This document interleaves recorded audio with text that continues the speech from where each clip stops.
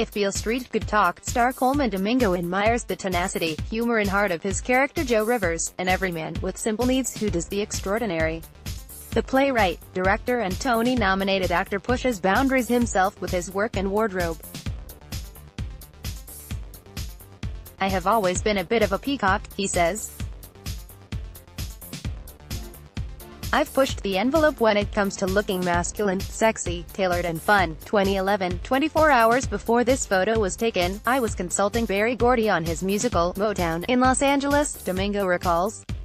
Upon learning of his Tony nomination for The Scottsboro Boys, he flew to New York on a red-eye to attend the press conference. "Naturally, there was no time to think, so I chose something inspired by Tony Leslie James, costume designer for the character, for which I was nominated." Domingo channeled Mr. Bones by way of a bow tie and mixed patterns from Hugo Boss.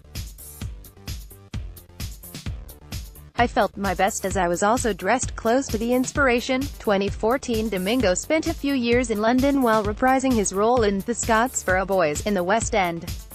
"I made frequent trips to Marrakesh, Amsterdam, Paris and Berlin, so my style had evolved into something a bit more citizen of the world," he says.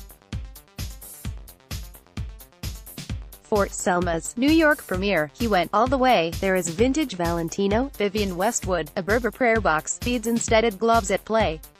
"I see all of the influences of me living the world over.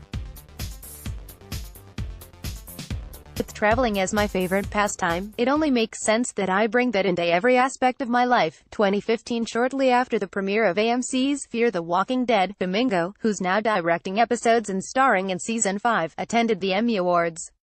"For my first Emmys I decided to go classic with a three-piece tuxedo from the Savile Row in London," he says. "The shawl collar was the unexpected element and it took away the stuffiness." The Philadelphia native, who cites Teddy Pendergrass, Patti LaBelle and Hugh Hefner as fashion influences, likes to feel effortless. "This was classic tailoring, black and white, austere and timeless." 2018, Domingo couldn't resist a project uniting James Baldwin with Barry Jenkins, both lyrical artists that challenge conventional storytelling with words and images. For the Toronto premiere of Beale Street, Domingo wore head-to-toe hater everyman. "That perfect blue made me feel like royalty," he says. "The suit fit like a glove, the shirt didn't feel constricting and I wore boots with it to break away from convention." Domingo fully commits to whatever fashion story he's telling.